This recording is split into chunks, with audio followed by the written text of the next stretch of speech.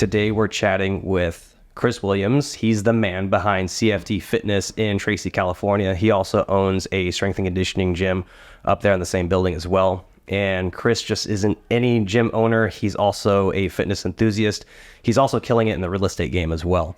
So, on top of that, I forgot to mention, he has his own podcast called The Morning Dig. I'll make sure to put a link in the show notes. And he's here to share his incredible journey from shaping up his own life to shaping the lives of others, all while juggling many businesses. Am I right? Yeah, probably too many. Nice. Well, fantastic to have you. Let's kick things off by diving a little bit into your journey and getting some context. So can you take us back to the beginning and share what inspired you to share your life, to transform your life, not just in fitness, but also in business? Yeah, I mean, I was in shape kind of naturally my whole, childhood and teenage years and all of that. And then, adulthood caught up with me and, fast forward, I'm 25, 26 years old, pretty out of shape, and didn't really get my act together slightly until I was about 29. And then getting ready to turn 30, joined a CrossFit gym, CrossFit Tracy, and kind of took it from there and lost a bunch of weight, lost about 100 pounds. I was close to 400 pounds at the time. Wow. And then, you fast forward a few years and I'm at a point in my life where I was done working for other people. I realized in the middle of going back to college that I wasn't going to ever work for someone else again. In the middle of my master's, I'm like, I'll still finish it, but done being trained to be someone else's puppet. So I was going to buy something, and I knew that the owners kind of were half in, half out at that moment. So I offered to buy it, and here we are. I don't know what, almost coming up on 8 years later. Wow, 8 years. Yeah. Dang, what a journey. So what was your master's degree in? Marketing. Marketing, interesting. Yeah. And so when you made that decision, were you working for a marketing firm or something? I was literally unemployed, full-time student. I went from 2000, I left the company I was working for in 2013. I had just started college, I was 2 years in. Mm-hmm. I finished, what was it, 2 years or 3 years worth of school in 11 months. Wow.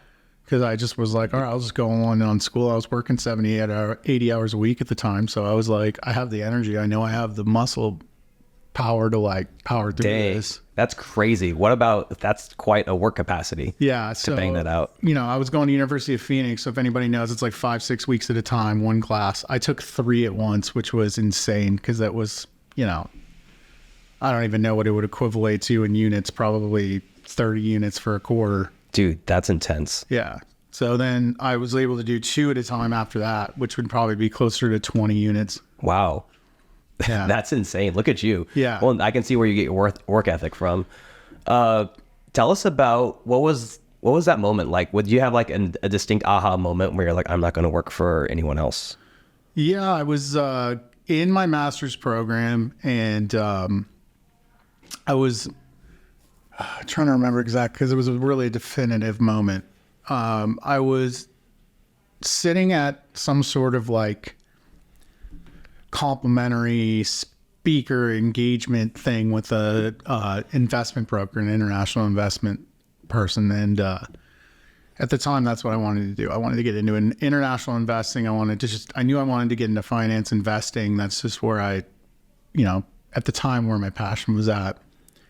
Shortly before I met the marketing professor that changed everything. And I went up to introduce myself to him, and he looked right past me and soft hand, looked right past me at someone else. And I was like, I will never work for one of these fucking assholes. Ever. I will never, ever do it. That's such a great moment to realize. Yeah. I on paper, I had everything he wanted, right? I had the work ethic. I had the processing skills. I had the management skills. I had the operational history, right? I had everything that guy could have ever wanted in a person. And he looked right past me because I didn't fit whatever prototype look he was looking for. Wow. Yeah. So he just kind of brushed you off to the side, just no thought. So when he was looking past you, was he looking at someone else? He was trying to engage someone else in conversation that was 3 or 4 people behind me. Oh. And it was the whole like offside handshake as he's looking over here. Oh, it's kind of like, oh, you're here, and I'm just gonna kind of it's you. You know, like, you know, general like, oh look, I have manners. Like that lip noodle handshake. Oh, okay. Yeah, it wasn't even that. It was like, just noises. Like, yeah, not even articulating words. Just like, it was like not even an acknowledgement. And wow. I just at that point I realized I was never going to work for one of those guys. I would never do it. Wow. Yeah, a lot of us don't get that opportunity. So that's actually a very good thing that happened. Yeah. Because I mean, look at you now. Yeah. Let's talk about a little bit more about that 400-pound weight loss journey. So you're at 400 pounds. Kind of walk us through what it was like living with that and what you did to change. So I was probably 375, 370. And that was like the peak worst of it for me. Okay. And, you know, everything hurt. I mean, just living hurt, you know? And so I just realized I had to do something. Right. And at the time, I always thought, oh, it's working out. I work out, I'll figure it out. Right. Yeah. I'd lose like 30, 40 pounds. But then it's like, I'm eating these crazy meals. Like, you remember Muscle Farm? Yeah, I do. Right. And the guy had those like frozen meals that was like tilapia and broccoli. Yeah. I do remember that. All of a sudden I was, you know, prepping for Mr. Olympia and like eating that 4 or 5 times a day, right? Just pouring this like green salsa over everything to just make it bearable. And I lost like 50 pounds, right? I was down to like 320. Well, guess what? The first time I tasted pizza or anything again, it was like those meals stayed in the freezer and never came out again. Yeah. And I ended up gaining it all back. That's about the time I joined CrossFit. Okay. And for me, CrossFit was not necessarily a scary thing. Mm-hmm. Okay. Absolutely scary. I think I called. I was that like creepy date that called, like, you know, to set up, you know, a meetup or whatever, no sweat, like 6 times over 3 years before I finally showed up. Oh, you were a no-shower. Oh, I was 100% the ghost. So you were the worst. Yeah. Back then, they didn't have anything saved. Like, you know, they didn't have a CRM. So, like, they didn't know. They were just writing it down on a piece of paper and hoping, you know, the guy showed up. Right. So, like, they had no recollection I had done this, like, 6 times. Oh, okay. I gotcha. Right? Like, nowadays, if someone does that, we're like, like, just come on in when you're ready. Yeah, we have a record of you. Yeah. So I got the treatment of someone brand new walking in, right? And it was actually my wife. I have to give her all the credit. It was my wife that pushed me to do it. I was working out in the garage like 2 hours a day, probably getting in 25 minutes of actual fitness in that 2 hours. And she's like, this has got to be a better way. Like, we had a friend that was going to CrossFit somewhere else. She's like, look, she's getting her ass kicked in like 60 minutes. Like, you just need to go there and do that because this is like annoying that you're in there so long. So, you know, I did it. And yeah, no, I mean, once I got in, I learned about not Whole30. What's the other one? I can't remember the name off the top of my head. It's one of those paleo ones. They started down here like CrossFit LA. Really? Yeah. I probably remember the name. Yeah, it was a long time ago though. Yeah, they what year was this? Challenges. 2014. Oh yeah, 2015. Yeah, I probably wouldn't remember off the top. Yeah, of my head there's like they had these challenges going. It was all online, and there was no money, but it was like, you know, you had 3 different levels of paleo. You had a beginner, intermediate, and advanced level, where it kind of like restricted your foods even more and more. And God, I lost like 30 pounds in 6 weeks. Wow. Yeah, that's awesome. You know, it definitely worked. But I was still eating like an asshole. But I was just eating I was eating a lot of whole foods with no measure of how much. I was just filling the plate and then generally double layering it. But since it was all whole foods, right, the weight was just pouring off. Wow. And you coupled that with CrossFit as well at the same time. And I was doing CrossFit 4 to 5 days a week. Okay. Awesome. So how long did it take you to you said you dropped about 30 pounds in 6 weeks. Right. what ended up being the most amount of weight you ended up dropping over what time frame? So I'm streaky, and that's what I'm kind of realized. Like over time, like I'm one of those guys. Like I'm psychotic to a point of like, I guess John Wick level of like intense focus for periods. And I've tried to level that out over time, but I realized that that's kind of how I did weight loss. I'd lose that 30 pounds and then I'd kind of flutter around for a while. And then I'd another challenge, I'd lose another 30 and then I'd flutter around for a while.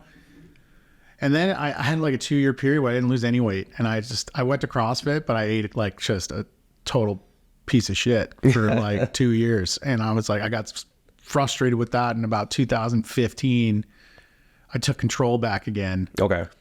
Yeah, probably 2015, late 2000, so maybe a year and a half of like just floundering at where I was, which was probably 300 pounds. And I got into this thing, RP, and I was like, I'm going to work out twice a day, multiple days a week, doing barbell WOD and class and all these things. I'm going to eat like an athlete and not look like one. And I probably lost another 40 pounds. Like I got down about 260 before I took over the gym and forgot what working out and eating right was, because, you know, the gym became life. Like the business of the gym became life. Yeah, I know how that feels. Okay, so how long was that journey then? Of that journey from about like that high 300s down to like that 260 range? That had to be over like a 3-year period. 3-year period. Yeah, late 2013 to... When did I go to Korea? Like March 2016. Okay. And you were kind of yo-yoing during that time, but you kind of, would you say that when you would plateau and then lose some and then plateau and then lose some, or would you gain a little bit back? I'd gain some back. Okay. Because I was never fully in control. Okay. Yeah. Okay. At that point, I was never fully in control. It was always like, you know, like a 90-day sprint. And then 200 days of no rigidity at all. Okay. And then now you mentioned that's a good place to kind of dig into the whole gym ownership. So what kind of sparked that interest of buying the gym in the first place? Not working for someone else ever again. Yeah. And just the autonomy of having something. And at the time I realized like I really fell for CrossFit. I do believe it changed the trajectory of my life quite a bit, and, changed my life for the better. And I wanted to make sure that it kept going and that someone else didn't take over and crush what we had. And at the same time, I had the financial means to do it from all the work I'd put in over the years. Yeah.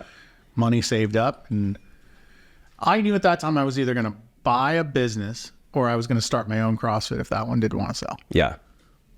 Well, nailed it. Yeah. And so now walk us through what kind of happened during those first 1 or 2 years. So now you're running a business. Yeah. Now you're kind of getting punched in the face, just like how we all do when we start our own gyms or we buy one. Kind of tell us like what happened with your health as well. Yeah. So the gym actually took off. Probably that first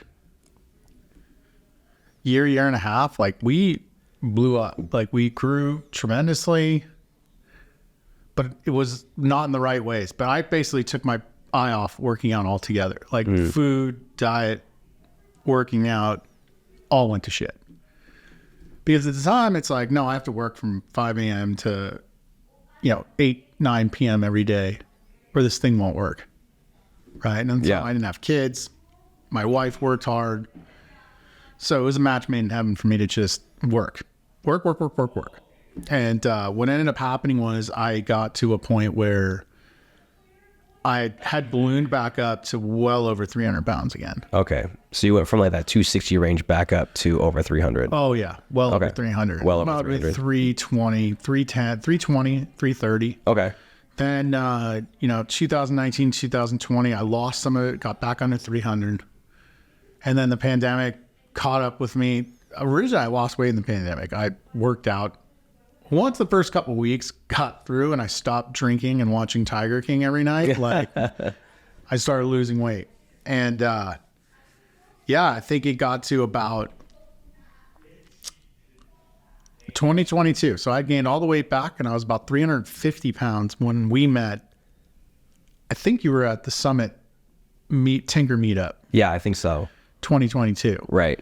I was 350 pounds. I was at max capacity, full load, and just hated everything about myself. And like got in that room, saw all these gym owners, and I was like, the only difference between me and them is they prioritize their fitness and their health. Yeah.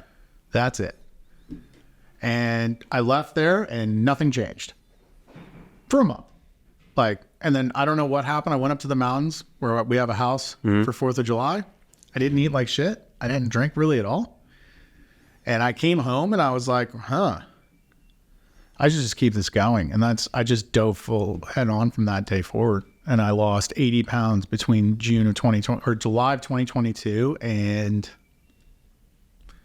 I don't know, June of 2023. Wow. It was actually 10 months. So whatever. About 10 months, 80 pounds in 10 months. Yeah. That is crazy. So you went all in, man. Yeah, I would. Yeah, again, like the intense focus thing kicked in, but just from a much longer period of time. Right. Well, I mean, also I feel like that you've done it before. So you already have all this knowledge and you have the habits and behaviors. It was just a matter of kickstarting that again. Yeah. And this time I did it differently. This time, the focus was on a balance, right? Okay. So it was never about deprivation. It was, I worked out consistently, but I also was getting up at 4 a.m. Okay. Get up at 4 a.m. walking and then working. And then my son will wake up and then I'm spending son time. And then I would work out sometime in the late morning, early afternoon. Okay. Was that sustainable? No. I mean, for some people, if you can get up at 4 a.m. every day and crush it, awesome. For me, it's too hard to get to bed at a decent hour. Mm-hmm. My son's, he goes to bed late. He's not the type of kid that goes to bed at like 7 p.m.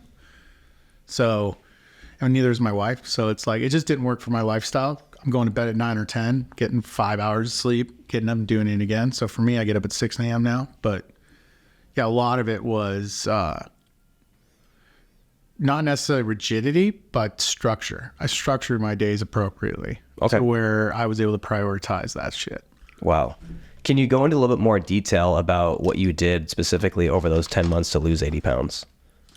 Yeah, I focused on 3 main controllables. And those controllables for me were, do I get my steps in?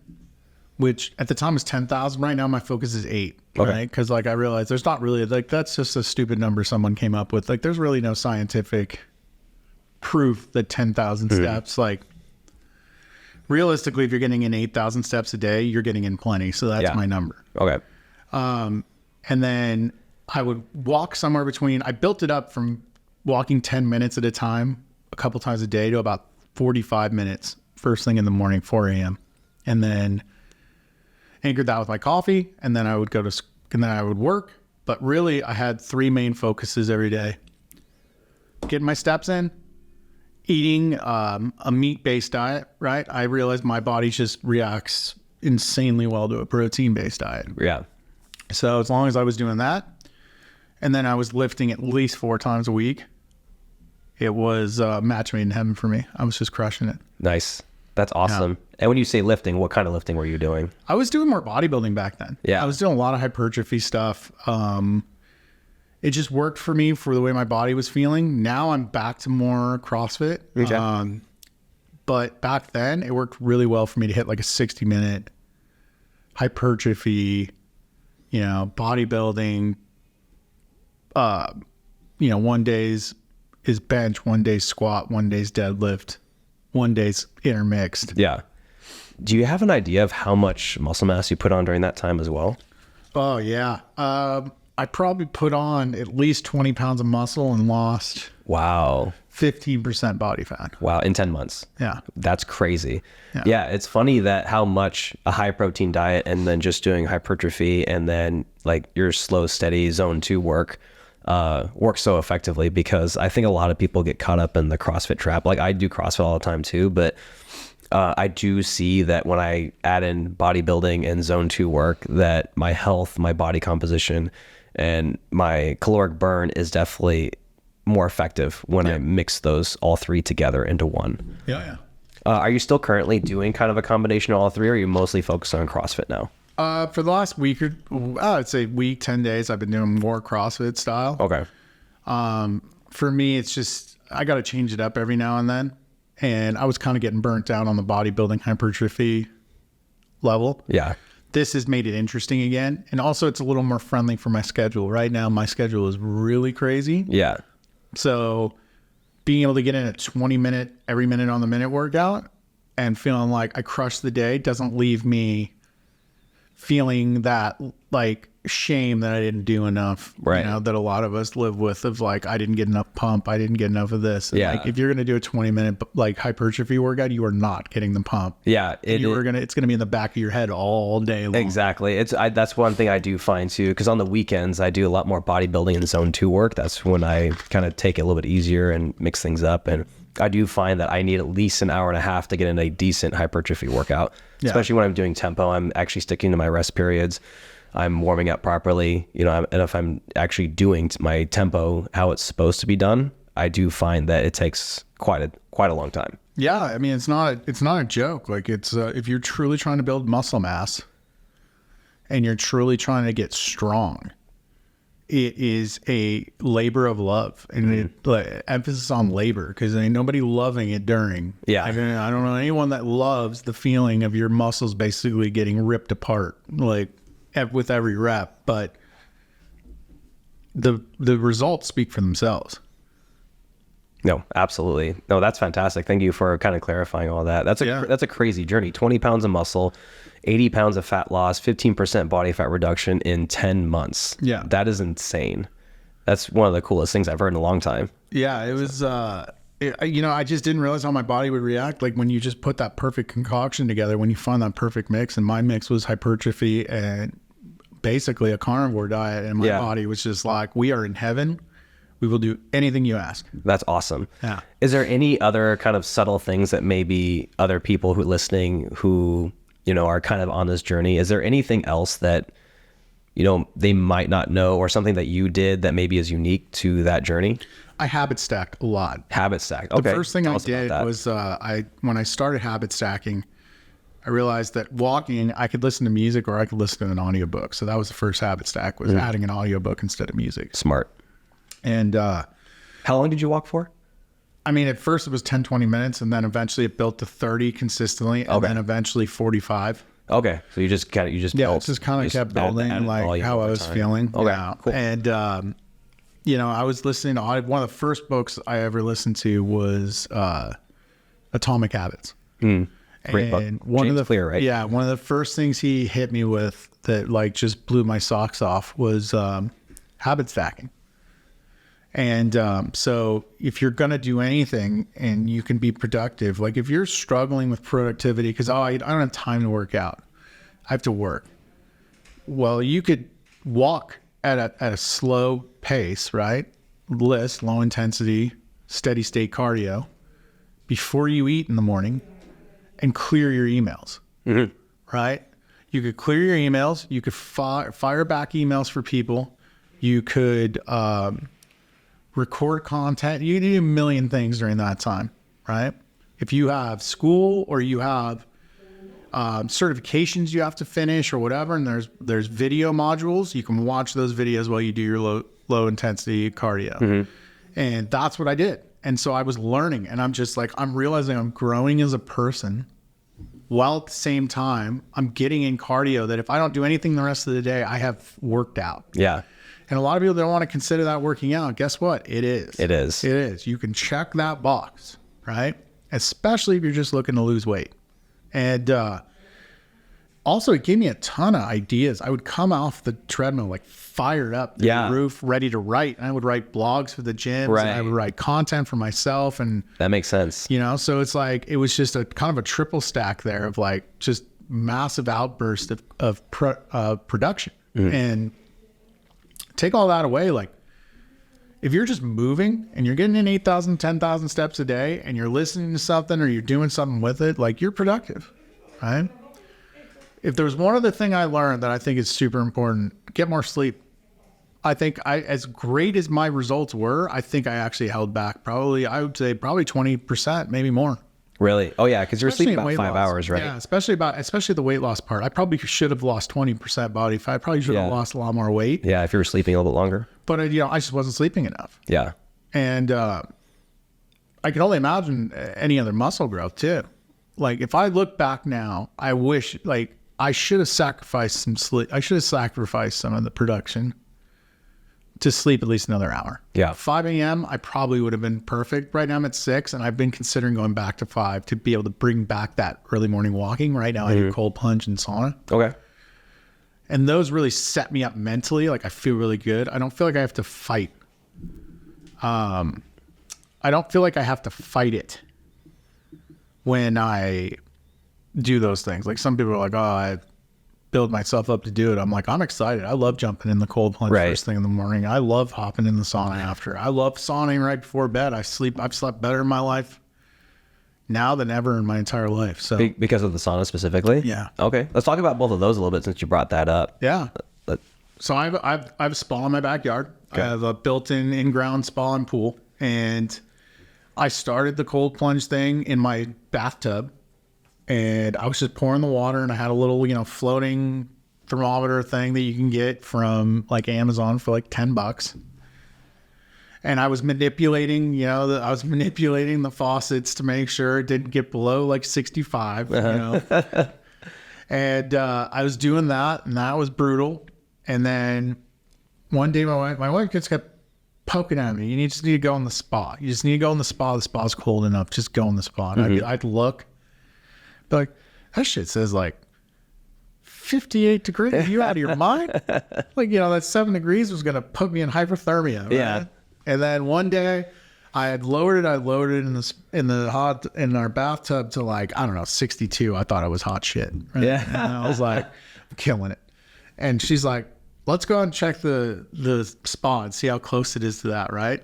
Well, I didn't manipulate the bathtub to turn on any hot water. So I went out and looked, it was like 55, 54 degrees. And I went back in and checked the bathtub, and it was like 57. And I'm like, oh shit. All right. I got to do it. I can't drain all this water and do it over again. So I hopped in. It was brutal. But I was like, man, that's only 3 degree difference. So then the next day I went out to the spa, and I've been doing the spa ever since. And the spa sits somewhere between 50 and 55 since I started doing it. About, I don't know, a month and a half ago. Okay.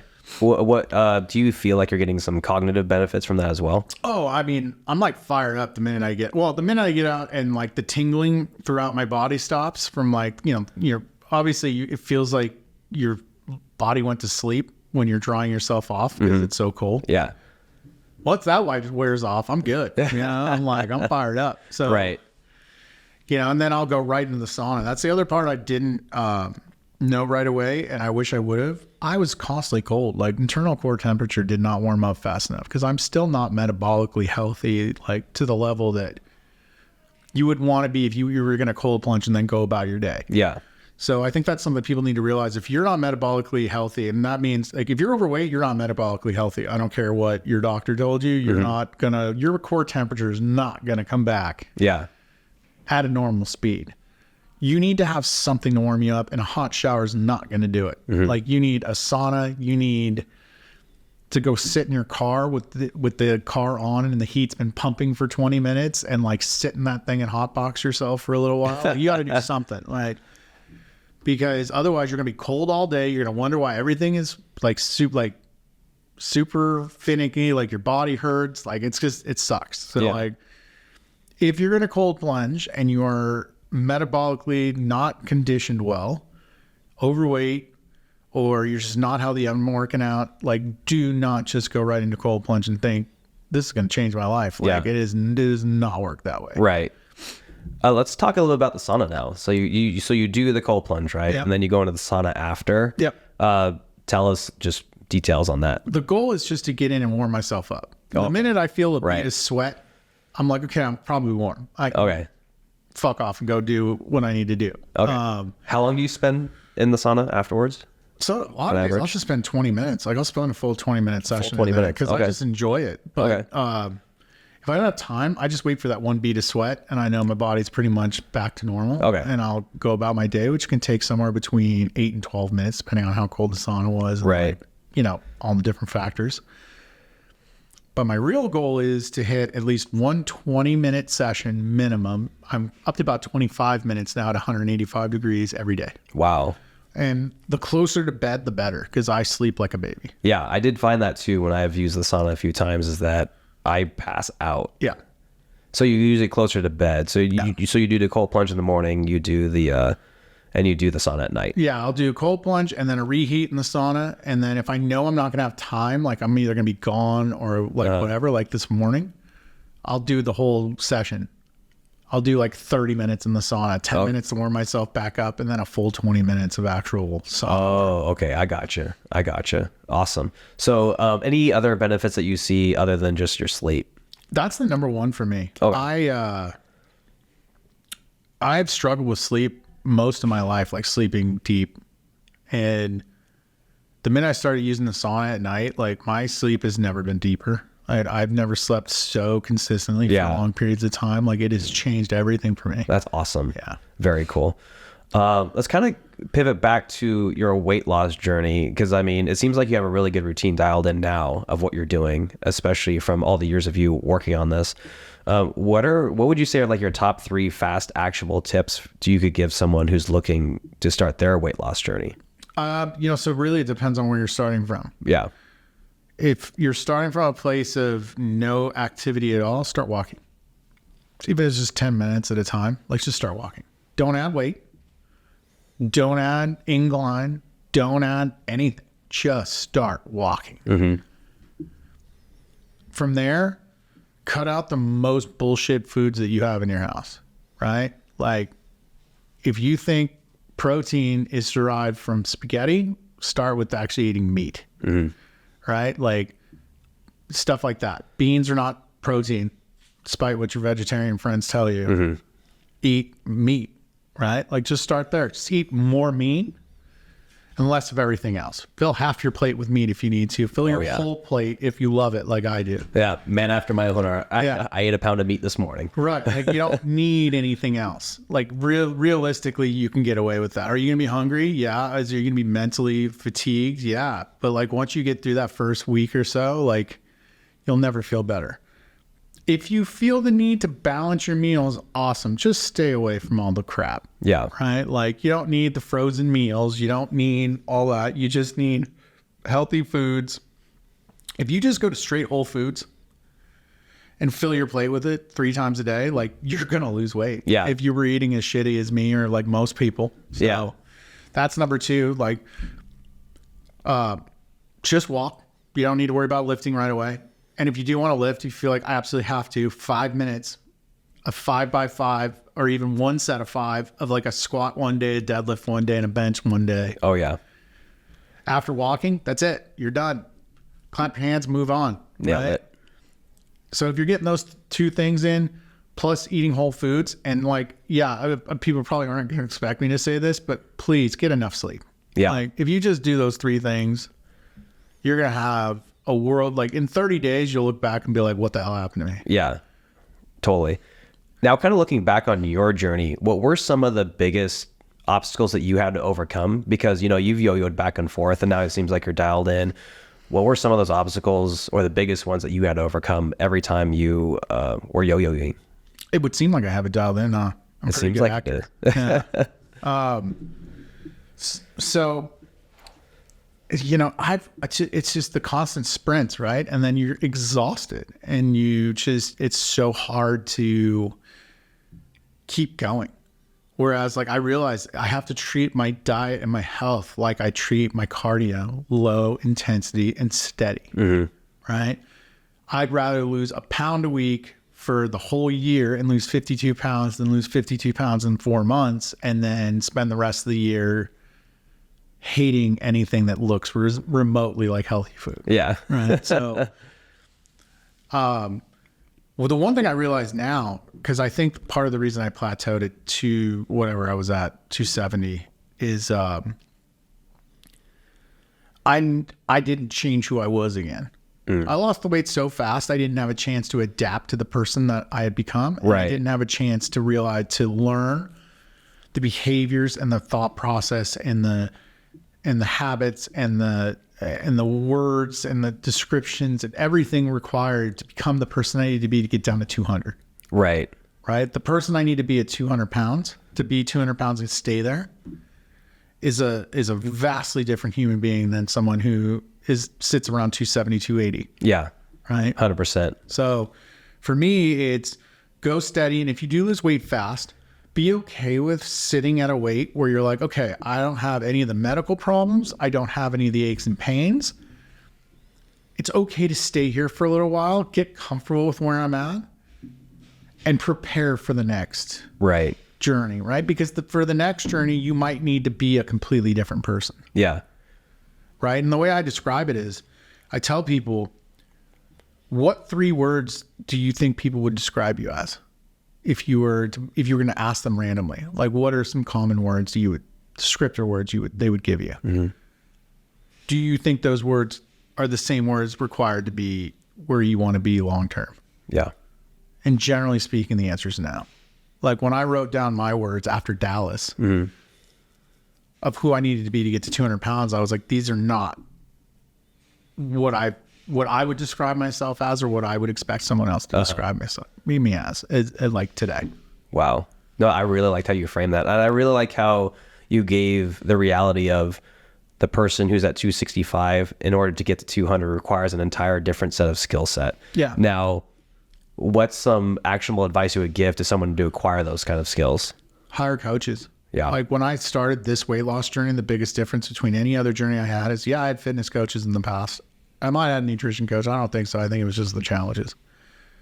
For me, it's, I had a mindset coach, not a therapist. Don't get it twisted, boys. Like, you can have a mindset coach that's not a therapist. Like, they're helping you with performance. Like, my mindset coach works with Olympians, CrossFit Games champions, like all sorts of people, right? Right. Like, he works with athletes that want that mental level, like CEOs, high-level CEOs. So, Yeah.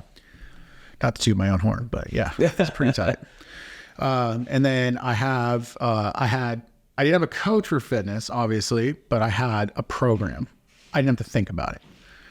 And then I had a nutrition coach for a while, but for me, I've realized what I do and what works best for me is not really taught, right? It's learned. I'm very much what am I looking for here? I'm very much that intuitive dieter. What works for me can't necessarily come from a book or a program. Like, it's very intuitive. Right.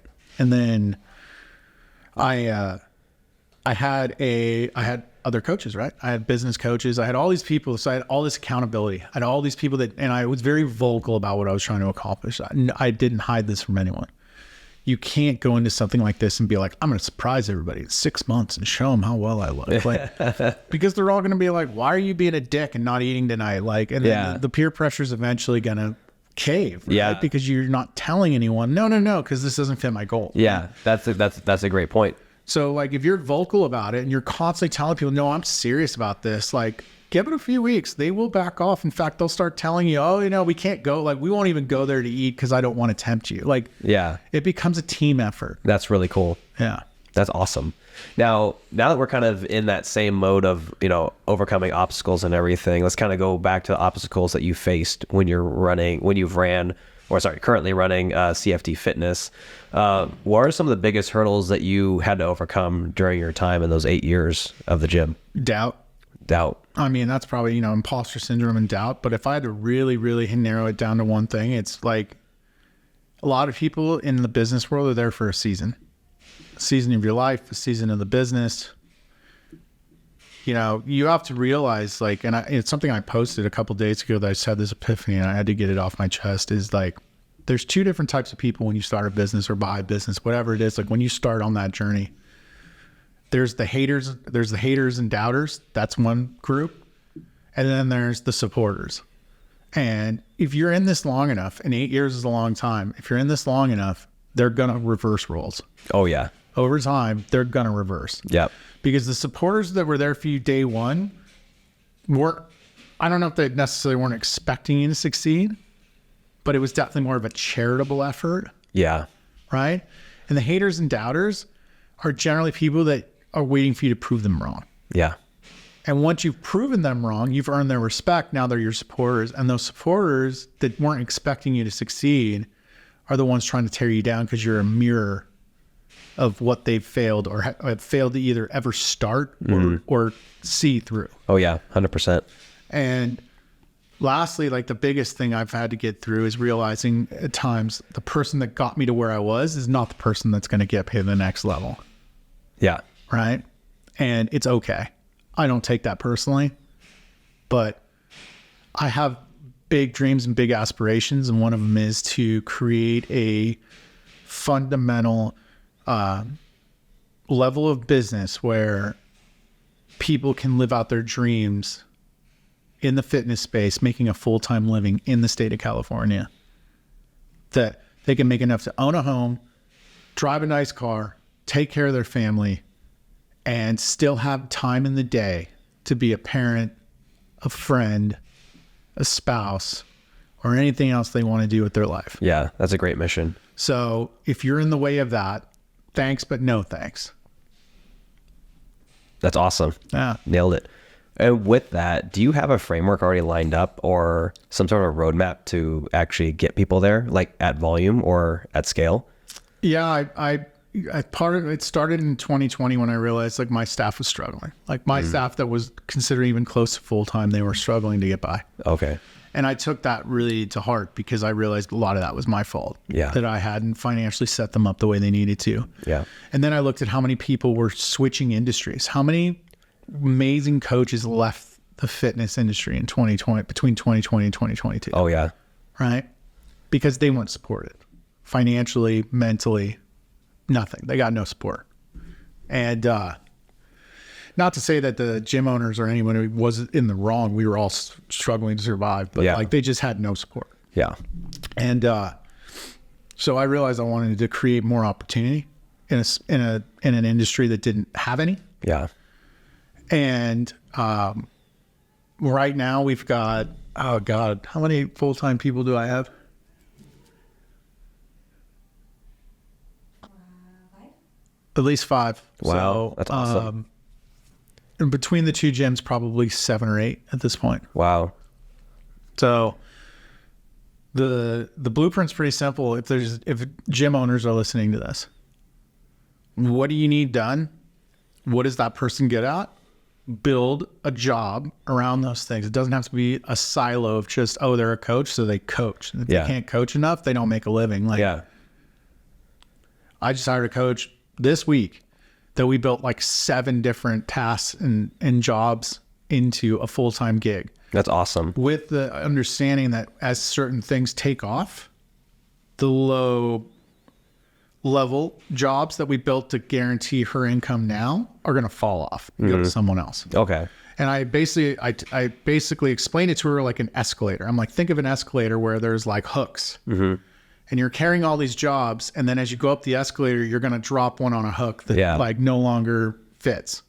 But there's someone 4 or 5 steps behind you coming up the escalator that's now going to grab that because that's their job now. Right? We're just creating the cyclical nature of like rising people up. Yeah. And other people grabbing what you're letting go of as you settle into what your primary focus is. Exactly. And you're working on also ascending the people who are coming up at different levels of the ladder as well. And you might have someone that's newer, they're 19 years old and they just want to coach a little bit, right? Yeah. Cool. Hang up those 3 classes that don't fit your schedule anymore and let that guy grab them. Yeah. Right? You don't want to do cleaning anymore? Cool. Hang that next to it and let them grab both of those things. Right? Exactly. Say I get this 19-year-old kid with an opportunity that might turn into a full-time employee some other day. Yeah. But that is serving my full-time coach by allowing them to take stuff that stresses them out off their plate. For sure. For sure. That's awesome. So sounds like that you got a good system going, and then, we're going to see that scale soon. Am I right? I'm hoping. I mean, I flip-flop on the idea of ever owning more gyms. Yeah. But the way things are going right now, I do feel like there's a need for more CFTs in the world. Yeah. There's just too many areas where guys like us don't exist, and coaches are just getting trampled or not making enough. Yeah. That have the talent to succeed at an astronomical level. No, I 100% agree with you. And I'm glad you brought that up because I've had so many great coaches come and go throughout my gym. And before I had any business sense, it's like I just couldn't afford to pay them any kind of full-time living, especially in California. And we've had so many of them move on either to the military, fire, police. And I'm just like, dang, like they would be incredible if they were career coaches, but they also, I don't blame them because they have to take care of themselves and their families. Yeah. And I'm not alone. I've lost a lot of them to stuff like that too. Yeah. I've lost them to Silicon Valley. Yeah. Yeah. That I've makes lost sense. them to all sorts of stuff. But at the same time, I'm like, it's there. We have to be willing to shelve stuff that we do and find higher level roles for ourselves too. So it started with me separating myself and what I call the step up before you step out role. Yeah. I stepped up a million times over the last 6 months, just constantly trying to step up, step up, give my team, empower my team to do the things that I was doing so that I could find higher level roles to make it make even more sense for me to step out. Yeah. 100%. And so you have this step up before you step out kind of philosophy. Can you tell us a little bit more about that? So it's actually one of the keynotes I'm working on. And the whole idea is, and it works with fitness too, you have to step up enough times that you've basically created a platform for other people to stand on. Okay. And once you've created that platform, then you can step out. But people want to rush to like, oh, I got to get to the next endeavor. I got to get to the next passion. I got to lose 30 pounds in 6 months, in 6 weeks or else. And there's how many gyms out there that like prey on that. Yeah. You know, so for me, it was like, I realized this epiphany. I kept trying to step out. I kept trying to like hire myself out of the gym because I have other passions. I have other things I want to do. Right. But I was never stepping up. I was never proving to my staff that I was there with a life, with a life preserver ready to go if something happened. Yeah. They just felt like they were just dropped in the ocean, figure it out, sink or swim, right? And I'm out, head to the beach. Yeah. So you guys are running the show now. yeah, exactly. And I kept doing that, and I kept getting really negative results, and I couldn't figure out why. Oh, okay. And I've been probably spent the last 3 months since the beginning of the year. I'm about halfway through book number 9 on leadership. Yeah, you've read 8 books this year already, haven't you? Yeah, and all leadership. All leadership. Okay. And it's just been a whirlwind of like thought, right? And it's been insane how much has changed without me really putting anything into progress yet. But at the same time, I think I'm changing because of the absorption of all this knowledge. Yeah, that's awesome. And I realize I'm just stepping up more. Like I'm always asking how I can help. And I've been doing that for a while, but now I'm like really like I'm stepping up and I'm doing things, taking on sales. I'm doing, I'm making sure they know like, yeah, we're swamped right now. I'm in it too. Okay. Right. And before I would just be like, oh, you guys will figure it out. I'll coach you a little bit from afar. Yeah. Or one of my biggest mistakes was like, I'll coach you how to do this one time and then that's it. You're on your own, rather than, or like I'll never come back and audit the process either. Right. Yeah. Yeah. And where I'm willing to get my hands dirty. Like I was almost afraid, like if I touched it, it would like envelope me and I would get sucked back in forever. You know? So for me, it became more like, I gotta be in it. I have to make them realize that I'm all in, even though I'm focused on something else. Like I'm still all in. Like I will still dive in a moment's notice if you need me. That's awesome. That's the mark of a true leader right there. Right. And that's the funny thing. I won an award in 2022 for leadership. All I did was bring a bunch of staff to the summit and like paid for some people to get mentoring. I wasn't a leader. Yeah. The guy I am today, I would be like, yeah, if I won a leadership award, I'd be like, maybe I deserve that. But like, there was I wasn't a leader back then. Okay. I was just willing to throw money at trying to make other people grow without my input. Right. So you could throw money at it and when the problem would solve itself. Yeah, exactly. Okay. Somebody else could coach them. Yeah. It's like, I'm paying you, you figure it out because I'm paying you kind of mentality. But I'm like, here, I got you a mentor. Bye. Yeah. Now you do your thing. Yeah. All right. So you've read 8 leadership books. You're on book number 9 and they're all been leadership, correct? Yeah. I think you mentioned that. Okay. So what is like the big aha moment that you've taken from the accumulation of all those 8 to 9 books? I think the step up, man, like no matter what you want to do in life, the more you step up and prove that, you can be there, the more reliant they can be on you, the less they actually need you.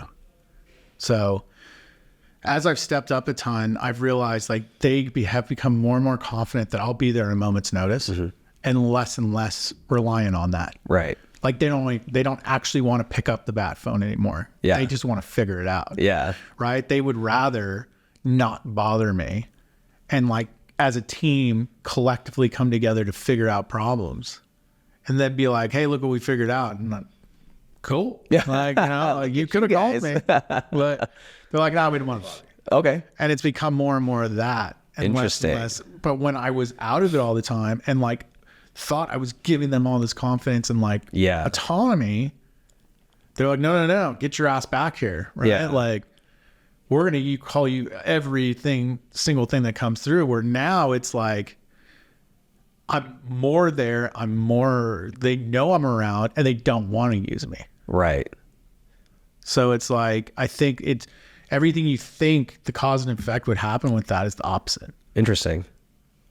Can you give us some specific examples of the step up or sorry, what was it called? The Step up before you step out. Oh yeah. Can you give us some specific examples of that and how you've seen that in your gym specifically? Yeah, it doesn't need to be astronomical stuff. Okay. It can just be something as simple as, how are you doing?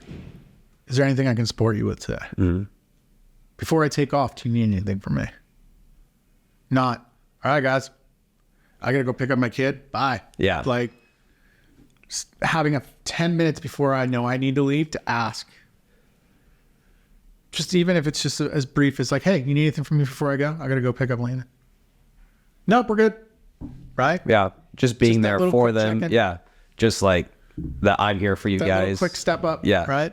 It could be something as much as like we had someone that was great example yesterday. One of my ops managers, an amazing salesperson, probably the best salesperson we've ever had, myself included, at the gym. And she had someone that texted back, our big hang up is the price. Mm-hmm. Well, I've been, thinking about transparency a lot and realizing like, I think we need to be more transparent about where we are. We need to be more transparent about our mission and what we're really trying to accomplish, which is not to be millionaires. It's to be, it's to help 5,000 people, at least 5,000 people in the Tracy area, chronic disease and obesity. Yeah. And so I kind of layered my response to them like, hey, totally understand. We are not the cheapest. We're probably one of the most expensive, but here's why. Our pricing allows us to hire and retain the best coaches in the area and to make them full-time. So this is what they do for a profession. So you're getting the best of these people. Yes. This is like what they eat, sleep, and breathe. Exactly. Because this is what puts food on the table. Mm-hmm.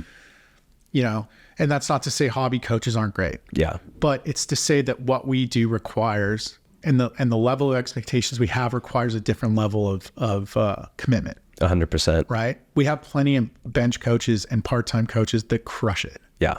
But we are fortunate to have multiple full-time coaches that eat, sleep, and breathe this. And, and it is, whether anyone likes it or not, there is a massive difference. 100%. If you're going enough. And so I kind of laid all that out and I'm like, look, I totally support if you decide that this is just not financially feasible for you. But we put our money where our mouth is with our mission. Yeah. So we will happily refer you to another gym in the area that's more financially a better financial fit. Yeah. Because either way, we're still helping towards our goal. Yes. Right? Yeah. Regardless if they're training with you or not. Right. And a few hours later said, we'd like to sign up. Yeah. Right. So and I showed my ops manager, I'm like, hey, I just left this like for you. You can use this with people. There's no bullshit to it. It's true. Not sleazy sales. Yeah. It's just 100% honesty. Yeah. I'm like, I really do think transparency is where we need to be. Yeah. So feel free to use this and modify it for people that have a price objection or any type of objection, and just be honest with them like this and see how it works. Yeah. She's like, you just sold 2 people for me. Like, yeah, and exactly. She gets a bonus when we do over a certain number in the gym, right? So that I just helped her towards that number. I don't take the commission from her. And then she gets a bonus at the end of every month if we hit our number. Yeah.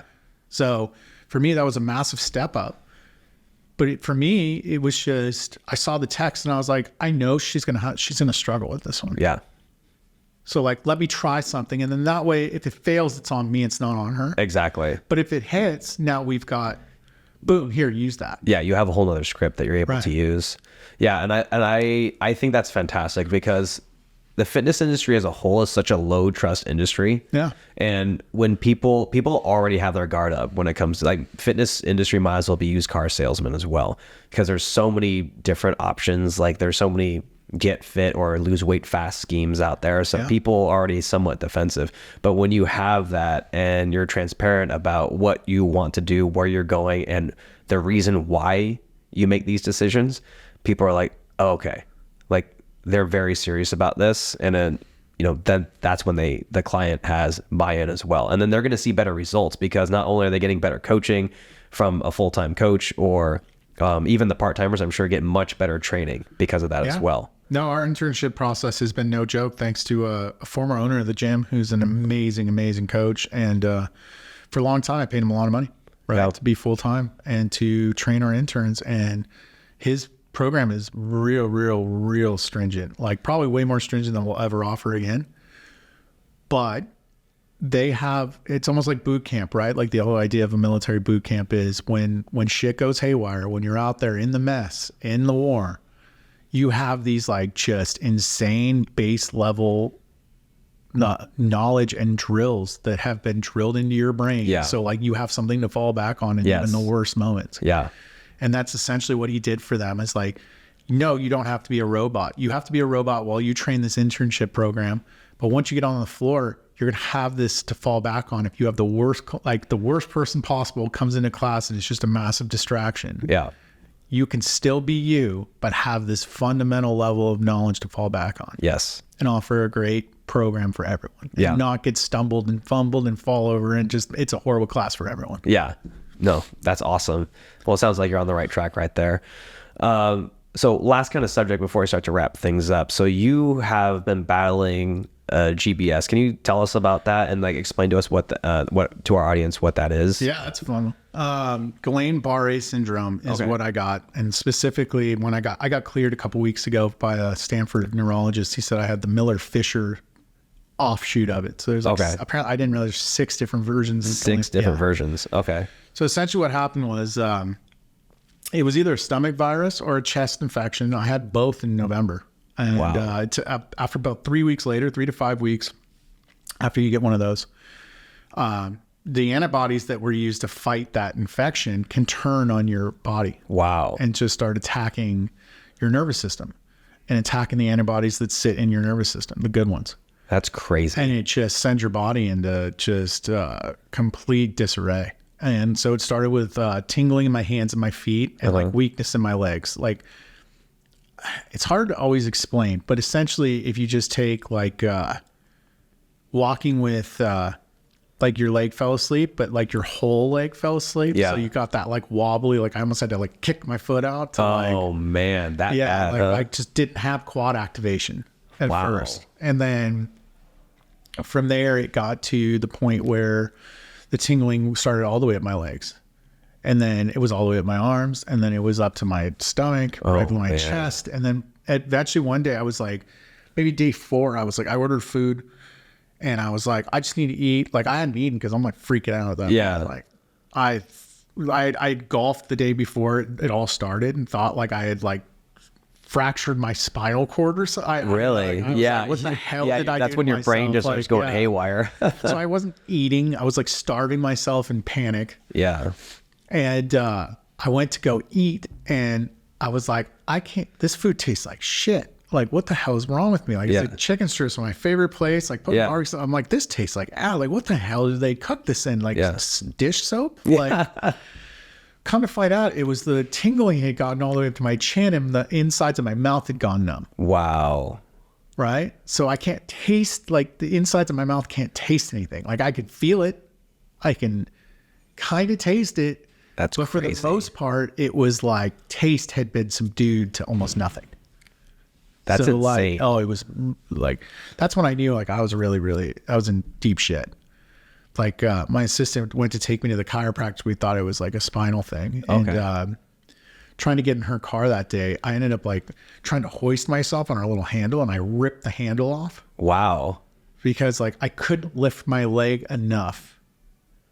Dude, why did you just go to the hospital right away? Like that's pretty intense. You know, I have that one. I'm one of those idiots that likes to walk everything off. Yeah, like, I'm one of those too. I'm a stubborn person. I dislocated a toe one time, like getting out of the shower, and my foot came slamming down on the railing of where the sliding door is, and it took my knuckle and popped it like that. So now my toe sits like this. Oh my god! And so it's just like it sits like that to this day. That was like 20 years ago.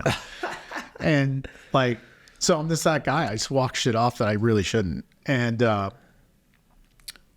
finally, the chiropractor's like, look, if this doesn't get better by tomorrow, like, you need to go to the hospital. Yeah. And it just got worse. Like by that last day, I like almost fell over twice in front of like the HVAC guy. He had to grab me both times. And this was just like standing up and taking a step over like a blanket my son left on the ground. Yeah. And I was like crashing. You would have thought I was, the first thing they did was they asked me, how much do you drink? Because they thought I was having alcohol withdrawals. Like I was just a closet alcoholic. Because that was what I was exhibiting. Yeah. And go to the ER. And they're like, no, something's going on. I heard one of the guys say, I wonder if it's GBS. Interesting. Just offhanded. Huh. And they're like, well, we can't prove it here, right? We don't have the technology. They put me through probably an hour and a half of MRIs. Wow. Yeah, like I had massive bruising on my forearms from like getting shoved in there for hours. They did my brain, my neck, my back, my whole back, and then they did it all over again with what they call contrast, where they put like the I've had vein, contrast and they run all the fluid through you so you can see anything like that, see if it's cancer or whatever. Yeah.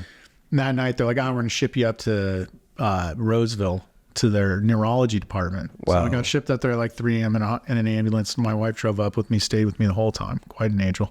Because I know that bed she was sleeping on was awful. We know. If you've ever slept on those beds waiting for kids during labor, I have. Awful. So the next morning, the guy walks in and goes, all right, looks like we're going to do emergency neck surgery. You know, like one of the ones where they like put the plate in your neck and move everything. Oh, man. And I was like, I don't think so. Like, I just got here 3 hours ago, and I already know that's not what we're doing. Yeah. And he's like, let me double check. So, like, that was my wake-up call there. So after another 3 days of probably 4 more hours of CT scans, MRIs, I got a lumbar puncture attempt at the ER. They attempted like 7 or 8 times. Wow. I still have a little bit of a bruise, but the bruise was like... Because like they did like 7, 8, 9 attempts. It was the worst thing, probably the worst thing I've ever been through. And they did another one, but this time they used imaging. So it was like really quick. Right. And so finally they were like, I think it's GBS. I think it's actually that. So they gave me this thing called IgIV treatment. Where it's like immunoglobulin, some basic good antibodies pumped into your body for 5 days. Like just IV, it was a drip. It was maybe, I don't know, for like, you could speed it up every day. But like towards the end, it was like 45 minutes, hour and 20 minutes of just this drip. Wow. Of IgIV. And you were in the hospital the whole time for the drip as well? I couldn't leave until the end of that. Oh, so man. like that was like 4 or 5 days worth of my hospital stay. But I went from not being able to walk, like literally not like being able to walk, having to hold on to something everywhere I went, to what was it, like that Sunday I was in a walker doing like a lap or 2 around the ward. And then the next day I was doing like 6 or 7 laps at a time, because with IgIV you have to walk or you can get blood clots. So then the day after that I walked for the first time without a walker. I did a full lap around very gingerly, like just like you get those kids that are like your legs have gone to complete failure. And you're like slapping the ground as you walk because you can't like feel anything. Like that's how I was walking. And then the day after that, I went to walking 6 or 7 laps, and then eventually, I did it. I got out. And been on the way up ever since. But it took me probably a solid 3 weeks to get my feet back under me completely. Okay. Dang. Yeah. 3 weeks. That's intense. So 5 days in the hospital, 3 weeks to get your feet back. 7 days in the hospital. Oh, 7 days in the Another 2 weeks to get my feet back to the point where I was lifting and stuff and cleared to lift. And Dang. I was told that that was super lucky, because a lot of people, it gets to their lungs and they have to be intubated and then put in a medically induced coma for like weeks on end. Dude, that's gnarly. Well, good thing you went in when you did. Yeah. Yeah. It's Shout out to strength training. Dude, seriously. That actually threw them off. I was still too strong. Like they were like, the average person does not exhibit this type of like resistance to these like physical tests. Yeah, that's crazy. Yeah, I have a similar story too. Is about 6 years ago, I got sepsis.